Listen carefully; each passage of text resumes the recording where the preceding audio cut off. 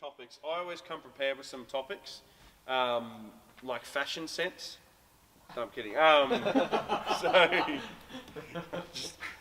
picking. I don't know why I'm picking on you, man. I'm sorry. It's because I've got my opportunity now. I've got it now. I might not ever get it back. Yeah. So, just go for it. okay. So throw some for you viewers at home. Text in now. The number is no. What do you want to know? Like, we'll get all heaps more informal later, and we'll just jam, and I'll show you some like insignificant tricks, but they're probably the things that you really want to ask me the most. But they're probably not the most important things, like involving tigers and such.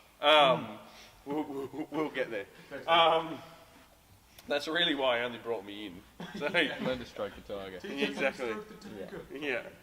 It's funny. You know, Helena was in the car when you said that, and she looked at me. She's like, "Do I even want to hear this discussion?" She wasn't talking about stroking the tiger. She's like, "Do I need to hop out of the car and leave?" So anyway, sorry, there's young people watching. Nah, they've said worse. I bet they have. They've gotten bored and tuned out. They put worse on Facebook, I'm sure too. Yeah, that's it. Cool. Anyway, what do you want to know, which is actually whiteboard worthy? I want to know how to stroke a tiger. I don't know. We'll get there. Yeah. Great. I'm going to start you off. Good. Help me out here. I'm going to put down. Oh crap! I'm managing. I'm having a mental blank. Managing. Oh my gosh! Are we editing this? M-A-N-A. Thank you. I'm truly a drummer tonight. Managing. There we go. Managing intensity. Intensity. Yep. Yep.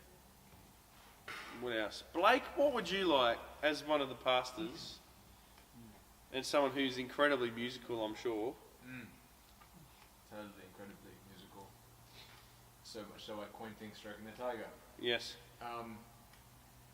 For me, a big thing is actually the intensity thing, but not necessarily managing the intensity, but understanding the intensity. Yeah. So understanding dynamics, I guess. Great. The significance of specific attributes of the drumming world, I guess. Great. Yeah. That was. I felt like I was in a business lecture right then. Yeah. Dynamics. Cool.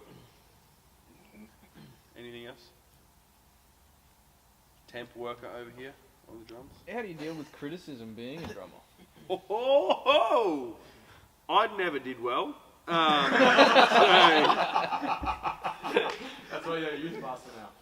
Yeah, totally. How the heck am I spelling criticism? Thank you. If I was in youth pastor mode, I would learn how to spell that legit. Yeah. But now, because I'm a drummer, I have to learn how to not spell. Criticism. Fantastic. Oh my gosh. Can't wait to talk about that one. That's actually, you know what? Do you want me to start with that one? You want to, so... I do. Do it. So at the point where I started to get really good as a drummer was actually at the point when I got told by someone that I really respected that I actually sucked. So criticism's an incredibly powerful thing. So let me share my story with you. I always wanted to be a drummer my entire life. Always. To the fact where, I don't know why, I think it must have been the noise thing. My parents didn't let me own a drum kit. But anyway, they made me learn piano at a young age. I can't play piano now. I didn't care. And when you hear why, you'd understand. They would pay for me to have piano lessons, but my piano teacher, her son played the drums. And every time I was there, I saw these drums. And I'd do my piano lesson really quickly so I could get a chance to have a hit on the drums. And I would actually make the piano teacher play something on the piano so I could try and drum along to it. I'm sure she just cared about the money. She'd be like, I know he really wants to be a drummer, but I just like to get paid. So that's probably why we continued the lessons. But I always wanted to, and I probably didn't start drumming until I discovered the Holy Spirit. no, it's not related at all. But until I changed to a church where I could drum, and like my family moved to this church, which was a lot more happening than the old one. I moved from like a uniting church to a sort of independent Pentecostal church. And some of my mates were drummers, and they were really involved in the kids team. And so I just started rocking up at the church on the weekends, just started picking up sticks and drumming. I joined the kids worship team, and then I think I played for like 2 years every week straight. I remember there was one point where one of our drummers joined a band. I think you guys would have known Rookie or something like that. Oh, you played for Rookie? Oh, no, I didn't. Oh, No, I came from the church where Rookie came from. Okay. I drum teched for Rookie, even though I could chop rings around their drummer, but that's another story. So he just happened to be related to some of the other members in the band. We'll wipe that from the tape. I'm not bitter about it. So anyway, so there was a point there where I played 3 services a week for like 12 months straight. And you know what, I was so passionate about it, I didn't even care. I didn't even get tired because I love this thing so much. So I got good, in my mind, I got good really quickly because I discovered I had a natural ability for something, and I was playing more than time. I got good, and I started researching, I started YouTubing, because it probably only just sort of started around then, I think. Started hanging out with other drummers, started joining bands and all that kind of stuff, and I thought I was really good until I encountered like a really good musician. And I was even starting to teach because I received drum lessons, I just lapped it up, started getting more and more gigs. And then I remember one time I was in church, I was playing next to Mark Perrick. So when I moved to like Metro Church, which is now IC, Mark was on the team, he was like sort of running the team. And I remember when it clicked for me, when he said to me, we're in the middle of worship rehearsal, and he said, okay, for the rest of the rehearsal, you are not allowed to play a single drum fill. And I was like, okay, I thought drum fills were my speciality. I can do this, I can do that, I can strike tigers, I can do all of that, you know. I can breathe fire and catch a stick behind my head without watching, you know, like all those things.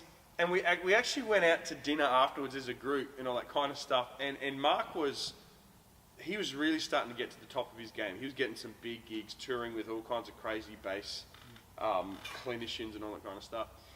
And he actually sat me down and he said, Joel, first thing you got to remember is I've played with, like, you know, the best of the best. And I knew he wasn't arrogant because I knew his heart. And he said, you're actually not as good as you think. And I was like, damn, okay, cut me. And he's like, you think you're good because it's like small town syndrome. You can do all this stuff and you've never truly been challenged on what it is. He's like, I've played with guys out in the secular industry who are awesome, and I've played with you, I would rate you okay at best. You're not world class, mate, like you think you are. And I was like, Ouch. shivers. I'm like, that's criticism at its hardest. But you know what? I chose to kind of not get upset with that because I could see the credibility of Mark, and I knew he had the best intentions at heart, my best, you know, intentions at heart. And I had a decision to make. Okay, well, do I just bury my head in the sand and go, what a jerk?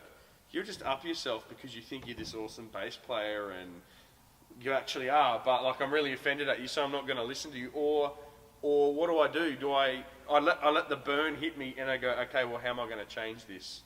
And I think from that moment, because I'll tell you why, I got to that moment because I didn't listen to criticism up until that point.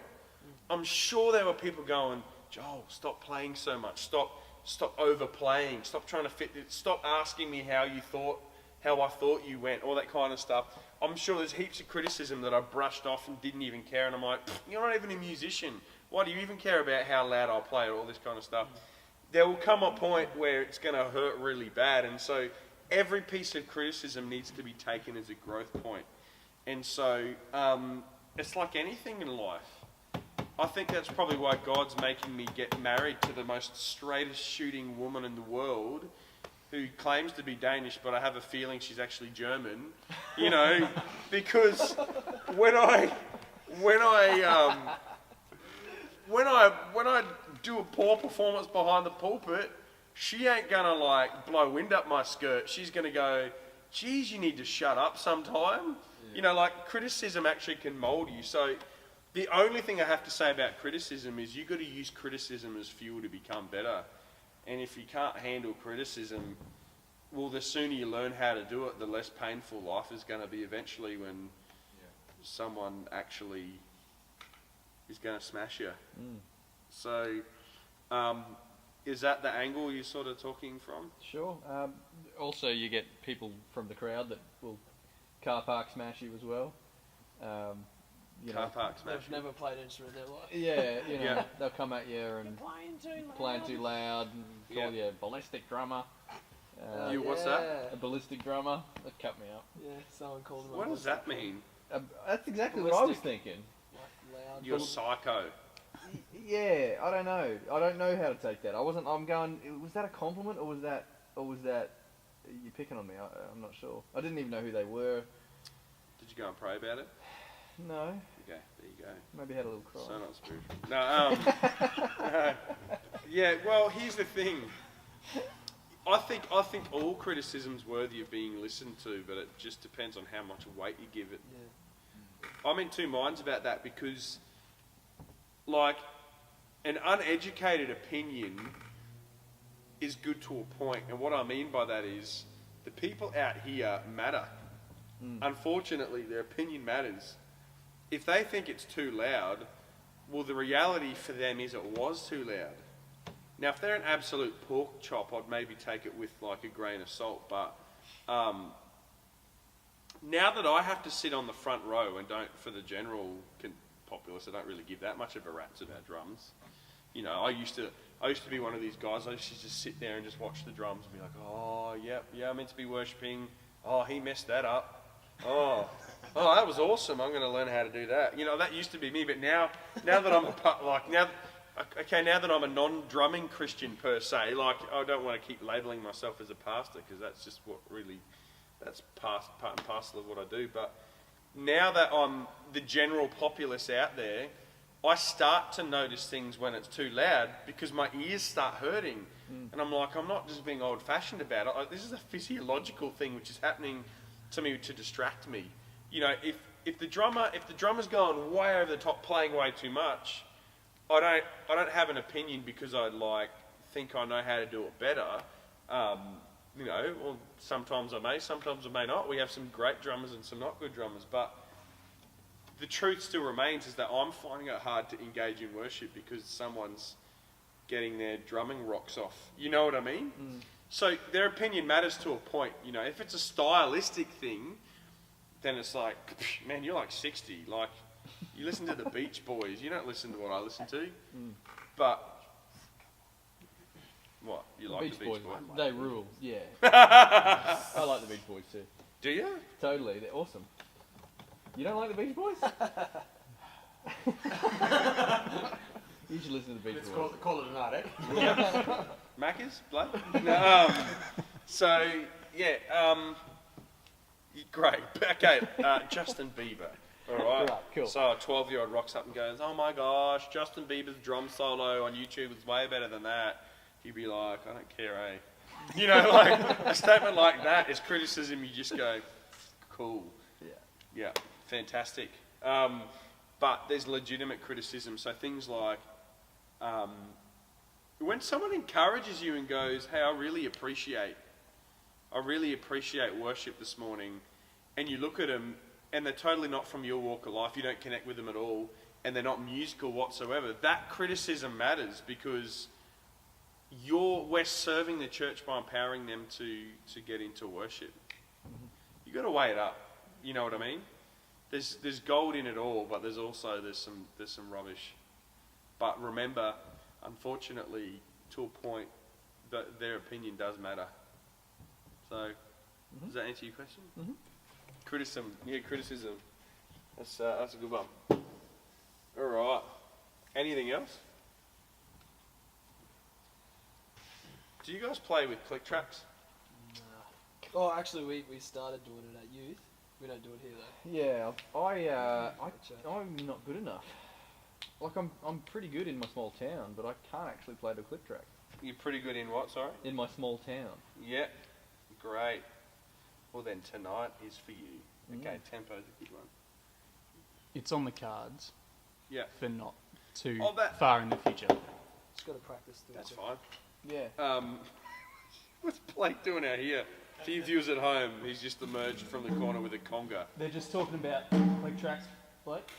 Yeah. Okay.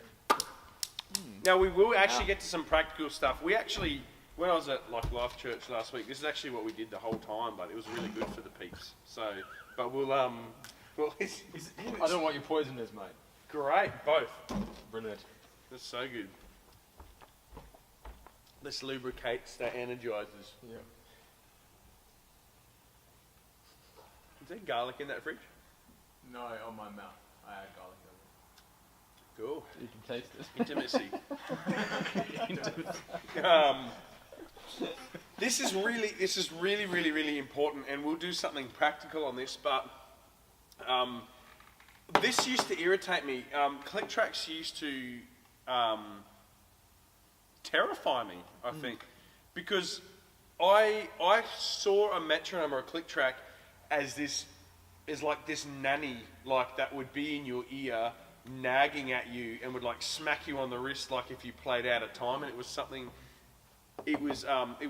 that you were afraid of, either playing too fast or playing too slow, and it was like this thing like, oh no, I'm on trial, I'm against the metronome.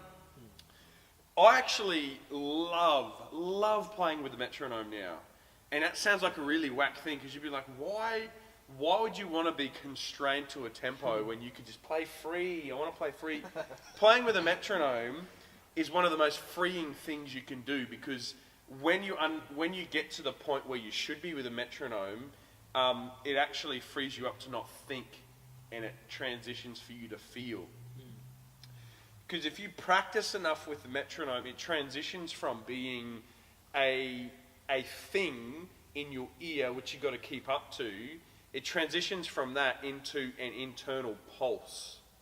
So if I'm probably not as spot on as I used to be. I used to test this all the time. I remember before all these new dance tracks started coming out, where, you know, we obviously, a huge part of the praise sound is the tracks which come out of front of house. They give it that dance sound. Unfortunately, there's only one option to be able to achieve that, and that's to have the track. And to have the track, you need to play in time with the metronome. The whole band does. Before that happened, we started to play just with the metronome, and we started at a couple of conferences and stuff like that. I used to test myself in front of the whole band, because everybody in their ears would have the click track. And so I would start a song and keep playing, the click track would be going, and I'd turn it off. And like the MD and everyone knew what was happening, I'd turn the click track off, we'd keep playing the song, we'd go through the verse, into the chorus, into the bridge, into the last chorus, and then I'd turn it on when I felt like I got to one. Boom. And I found towards the end, because it was so internalized, I would have not even deviated. I would be spot on. Because the metronome transitions from being something you hear in your ears to something you feel. So when I hear a metronome now, I don't hear a nagging thing, I hear a pulse. And so when you're listening, the best way I can relate it is when you're listening to a song on the radio and you're like, yeah, like some Michael Jackson comes on and you're like, yeah, I love this. And you're like, you start moving, and you're like, oh, yeah, awesome, yeah, I can dance to this song, even though I can't dance. You might be able to dance, I can't dance. But for me, hearing a metronome's like that, I'm like, woo, I'm in the zone. I know how fast this song is. I know where the pulse is. I'm like, cool, I can feel that. I'll play to it now. Yeah, awesome. And it's just like this thing that ticks inside of me. I play a chop.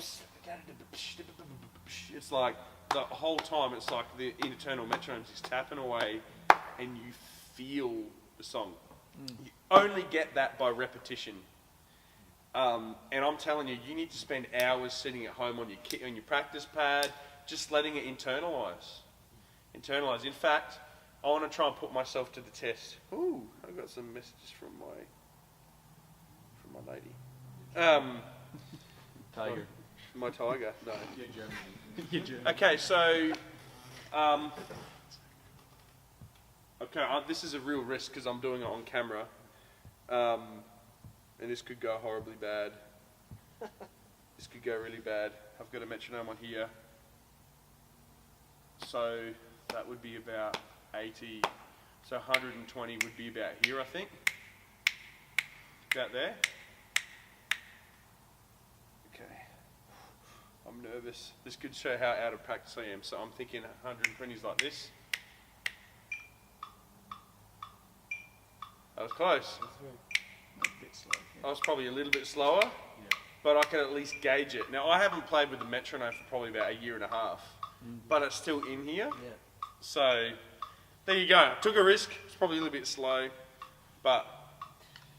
How do you do with one of the things that really gets to me is working with worship leaders that have no idea what they're doing, and then you just sort of like, I don't know, you sort of have to just lead them sometimes. You just have to make it up, and you sort of help. Give me an example. Well, one time there was this dude. We're going. Oh no, it's happened heaps of times. But I was drumming, and then he sort of just didn't know where to go, so I just kept going with it. I don't know. It's just, yeah. I don't know. How do you cope with that sort of thing? Oh, so you probably haven't dealt with it. In a Oh, while. I've dealt with it. Yeah. Remember, Like, I they're always, just sort of I looking always at you haven't awkward gone and to you're like a just fully like, sick what the heck? muso you know? trip. Yeah. Guys that have no idea what they're doing. Yeah. Just comes down to flexibility. Yeah. People are going to stuff up. It's the reality. Yeah. Unless you're playing with like the backing band of James Brown. They only don't stuff up because he'd like find the money for it. You know, have you heard the rumor about James Brown? No. He would turn around, he'd like point at band members, he'd be like doing his thing, yeah! And then he would point at a band member and everyone was thinking like, oh dude, this guy's so in his band. When he actually turned around and pointed at his band members, he's like, you screwed up, that's like $100 off your, or that's like money off your gig fee. Wow. Yeah, like he was like that intense about them. So, anyway, I'm sure they don't screw up. So, Didn't. you have to be flexible. And you know what this... Okay, I'm sensing a theme here, and only reason why I can identify it is because it's totally me. Like, as in, I was there. Oh, whoops.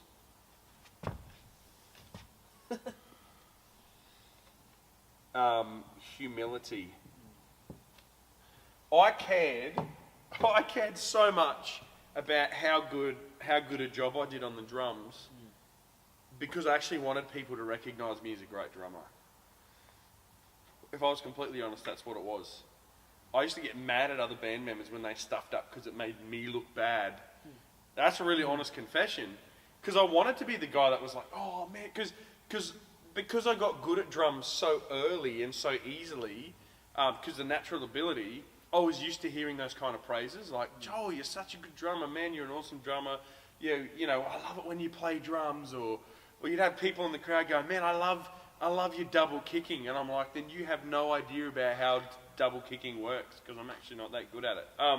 But you know, I used to get mad at them. You got to check your motives, like, and I'm not having a dig at you, a shot at you, but being flexible, your job, if the worship leader doesn't know where they're going, just tread water until they do. Make it easy for them. They may have stuffed up, but make it easy for them to find their feet. There's basically one thing that matters in ensemble playing, and that is finding the one. Do you know what I mean about finding the one? It's like every buzz, like 1, 2, 3, 4, 1, 2, 3, 4.